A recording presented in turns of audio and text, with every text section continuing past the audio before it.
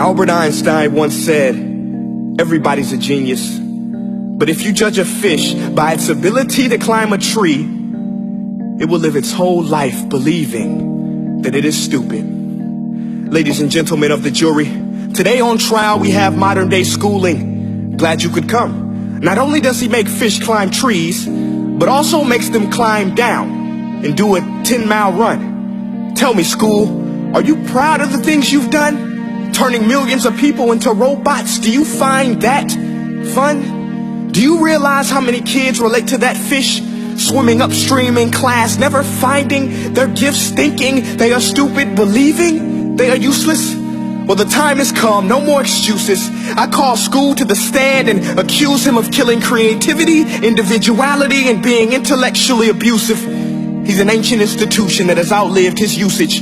So, Your Honor, this concludes my opening statement, and if I may present the evidence of my case, I will prove it. Proceed. Exhibit A. Here's a modern day phone. Recognize it? Here's a phone from 150 years ago. Big difference, right? Stay with me. Here's a car from today, and here's a car from 150 years ago.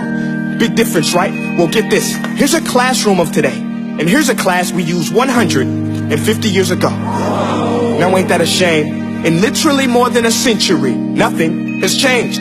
Yet you claim to prepare students for the future? But with evidence like that, I must ask, do you prepare students for the future or the past? I did a background check on you and let the record show that you were made to train people to work in factories, which explains why you put students in straight rows, nice and neat, tell them sit still, raise your hand if you want to speak, give them a short break to eat, and for 8 hours a day tell them what to think. Oh, and make them compete to get an A letter which determines product quality, hence grade A of meat. I get it. Back then, times were different. We all have a past. I myself am no Gandhi.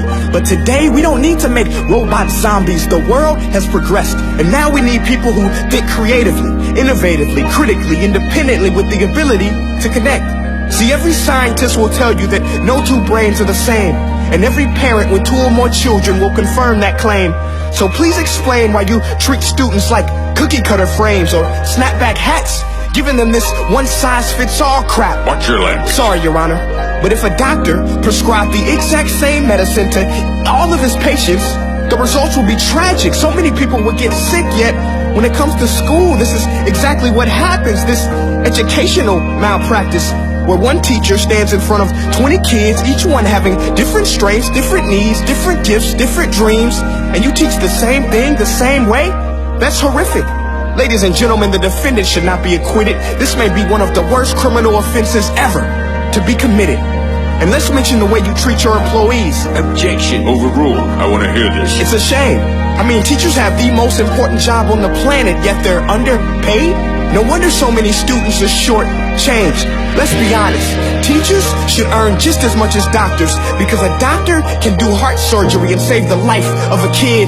But a great teacher can reach the heart of that kid and allow him to truly live. See, teachers are heroes that often get blamed, but they're not the problem. They work in a system without many options or rights.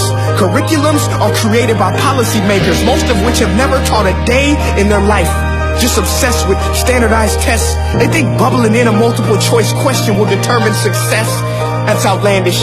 In fact, these tests are too crude to be used and should be abandoned, but don't take my word for it.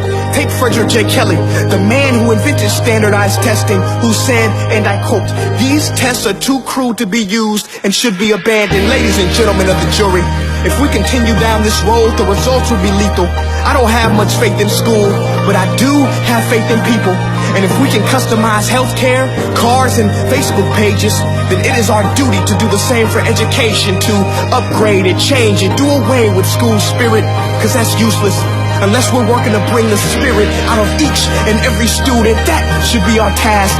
No more Common Core. Instead, let's reach the core of every heart in every class. Sure, math is important, but no more than art or dance. Let's give every gift an equal chance. I know this sounds like a dream, but countries like Finland are doing impressive things. They have shorter school days. Teachers make a decent wage. Homework is non-existent, and they focus on collaboration instead of competition. But here's the kicker, boys and girls. Their educational system outperforms every other country in the world. Other places like Singapore are succeeding rapidly. Schools like Montessori, programs like Khan Academy, there is no single solution. But let's get moving, because while students may be 20% of our population, they are 100% of our future. So let's attend to their dreams, and there's no telling what we can achieve. This is a world in which I believe, a world where fish are no longer forced to climb trees. I'll rest my case.